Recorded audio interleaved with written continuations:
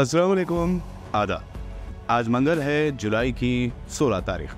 इस्लामी calendar के मुताबिक मगरिब के साथ 10 मुहर्रम का आगाज हो चुका है और आज दिन भर की 10 अहम खबरों के साथ पॉडकास्ट न्यूज़ लेकर मैं हूँ खलील फरहाद। आज अहम नेशनल व इंटरनेशनल खबरों के साथ बात करेंगे तेलंगाना के सीएम रेवंत रेड्डी का राशन कार्ड न रखने वालों के लिए किया गया बड़ा ऐलान। इसके साथ भी कई अहम खबरें हैं। फिलहाल बात करते हैं इंटरनेशनल खबरों की।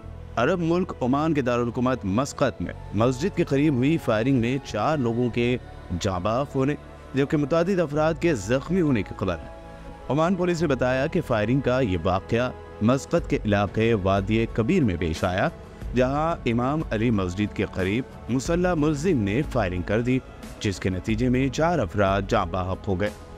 पुलिस का कहना है कि फायरिंग के वक्त मस्जिद में तकरीबन 700 अफराद मौजूद थे। फायरिंग के नतीजे में मुतादिद अफराद जख्मी भी हुए हैं। गज़ा में जारी जंग के दौरान इसराइल ने लगातार गुज़िश्ता 5 रोज से बड़े फिजाई हमले करके सैकड़ों फ़लस्तीनियों को शहीद कर दिया है। इस दरमियान कल इसराइल ने बड़ा और सनसनीखेज़ दावा किया था कि उसने अल-क़स्साम ब्रिगेड के चीफ मोहम्मद ज़ैफ को अल-मवासी कैंप में हुई बमबारी में हलाक कर दिया था। ताहम हमास ने फौरी अल-क़स्साम चीफ मोहम्मद ज़ैफ को निशाना बनाए जाने की तरदीद करते हुए कहा था कि इस हमले में मोहम्मद ज़ैफ महफूज रहे और हमले से पहले ही वो इलाका छोड़कर निकल जाने में कामयाब हो गए थे।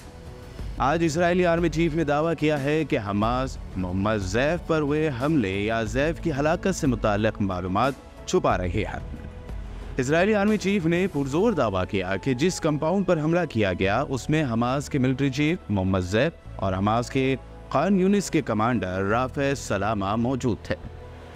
आपको बता दें कि इसराइल ने इससे पहले 3 मरतबा मोहम्मद ज़ैफ की हलाकत का दावा किया, ताहम वो तीनों ही मरतबा न सिर्फ इसराइली हमले में महफूज रहे थे बल्कि वो तब से लेके अब तक अल-क़स्साम ब्रिगेड की कमान भी संभाले हुए हैं।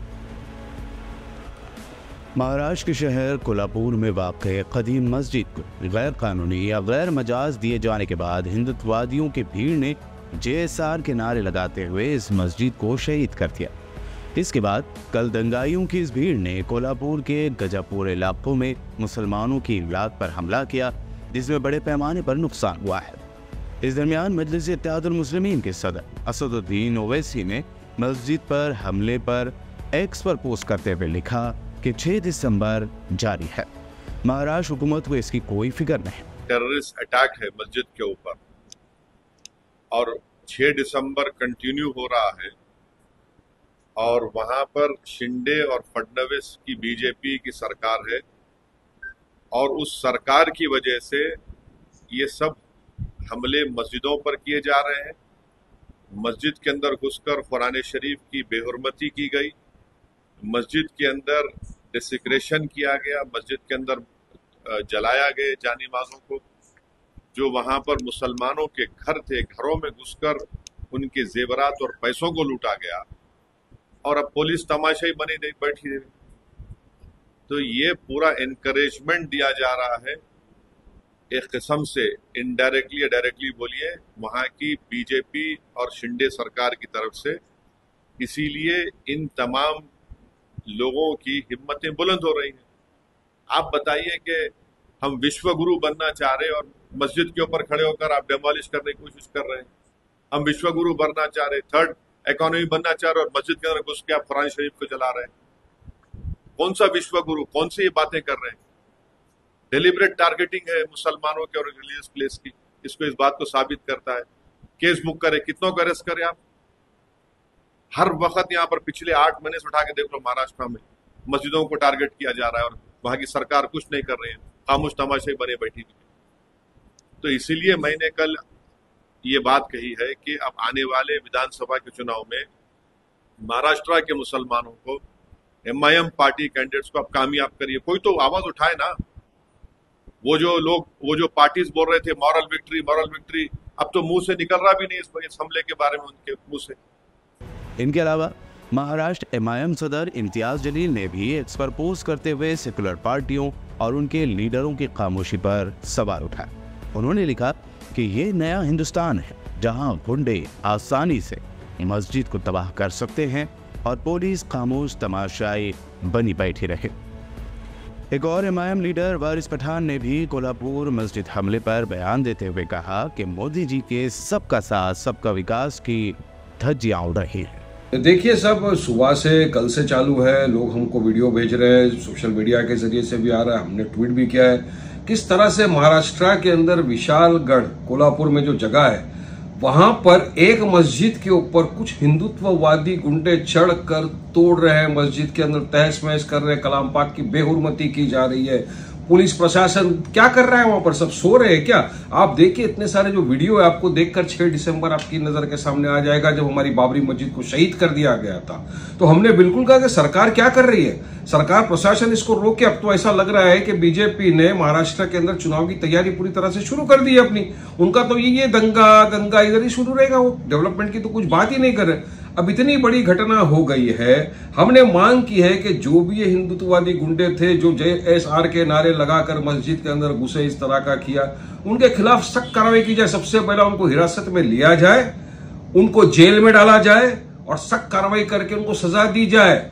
वरना मोदी जी, आपके देश में क्या हो रहा है, सबका साथ सबका विकास की तो धज्जियां उड़े जा रही है। अगर आपको लगता है कि इलीगल अतिक्रमण था, इलीगल तो पुलिस प्रशासन है ना, आपको कानून कायदा हाथ में लेने की किसने इजाजत दिया? और इस तरह से आप जाके मस्जिद के ऊपर, मीनारेट के ऊपर आप मारेंगे, ये हम कभी बर्दाश्त नहीं करेंगे। केदारनाथ मंदिर से 228 किलो सोना चोरी जाने का सनसनीखेज दावा करने वाले हिंदू मजहबी गुरु शंकराचार्य स्वामी अवि मुक्तेश्वरानंद सरस्वती ने अब महाराष्ट्र के दौरे के दौरान बड़ा दावा किया है। दरअसल उन्हें महाराष्ट्र के साबिक सीएम उद्धव ठाकरे ने मदऊ किया था। इस दौरान शंकराचार्य ने बड़ा दावा करते हुए कहा कि उद्धव ठाकरे के साथ धोखा हुआ, उनकी सरकार गिराई गई और इस बात की तकलीफ महाराष्ट्र के अवाम को भी है। उन्होंने पेशगोई करते हुए कहा कि जब तक उद्धव ठाकरे महाराष्ट्र के दोबारा सीएम नहीं बनते, तब तक उन्हें मिले धोखे की तकलीफ कायम रहेगी। धोखा देने वाला हिंदू हो ही नहीं सकता। बहरहाल शंकराचार्य के इस बयान के बाद बीजेपी व इसकी दोस्त पार्टियों को काफी मिर्ची लगी है और उन्होंने शंकराचार्य पर ही मुतनाज़ बयानात देने शुरू कर दिए हैं। तेलंगाना कांग्रेस हुकूमत ने अब राशन कार्ड ना रखने वालों के लिए भी हेल्थ सर्विस प्रोवाइड करने की संयुक्त बड़ा ऐलान किया है। सीएम रेवंत रेड्डी ने हेल्थ डिपार्टमेंट की एक रिव्यू मीटिंग में इस बात को यकीनी बनाने का इजहार किया कि तेलंगाना में सभी जरूरतमंदों को हेल्थ सर्विस मिले।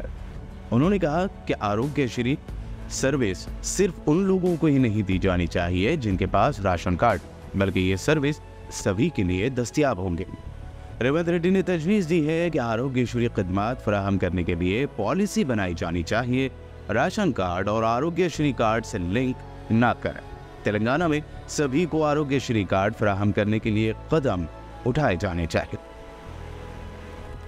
साबिक अमेरिकी सदर डोनाल्ड ट्रंप पर होने वाले हमले और उसके बाद दुनिया भर में मचे हंगामे का जिक्र करते हुए हजरत मौलाना हुसामुद्दीन सानी आकिल जाफर पाशा ने कहा कि एक आलमी कायदी पर होने वाले हमले से सारी दुनिया के लीडर्स बेचैन व बेकरार हो गए। इस वाक़े की मजम्मत की गई, लेकिन 10 महीनों से ज़्यादा का अरसा गुजर चुका है फ़लस्तीन पर इसराइल के वहशियाना हमलों का, जिसमें हज़ारों की तादाद में बेकसूर फ़लस्तीनी मारे गए। इससे तमाम आलमी कायदीन वाकिफ़ हैं, लेकिन नाम लिहाज सेकुलर मकामी व बैनुल अक़वामी कायदीन इस पर खामोश तमाशाई बने बैठे हैं। हैदराबाद में सोने की कीमत आसमान तक पहुंच गई है। आज मंगल को 24 कैरेट सोने की कीमत फी 10 ग्राम 75,570 रुपये दर्ज की गई, जो एक नया रिकॉर्ड भी है। गुज़िश्ता 4 महीनों में सोने की कीमत में उतार चढ़ाव जारी रहा और ये 75,000 के करीब पहुंचा। ताहम 72,000 रुपये तक इसकी कीमत गिर गई थी। ताहम आज फिर से इसकी कीमत 75,570 रुपये रिकॉर्ड की गई है। वहीं चांदी की कीमत में भी 200 रुपये फी किलो इजाफा हुआ है, जिसके बाद चांदी 95,200 रुपये फी किलो हो गई है।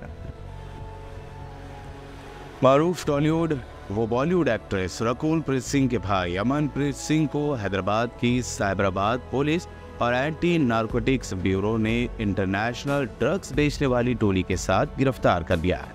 गिरफ्तार अफराद में नाइजीरिया के शहरी हैं, जिनके पास से लाखों रुपए का कोकेन जब्त किया गया है।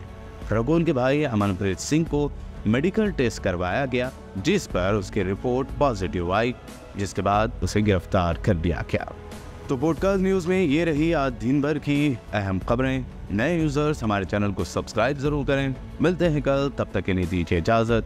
खुदा हाफिज़।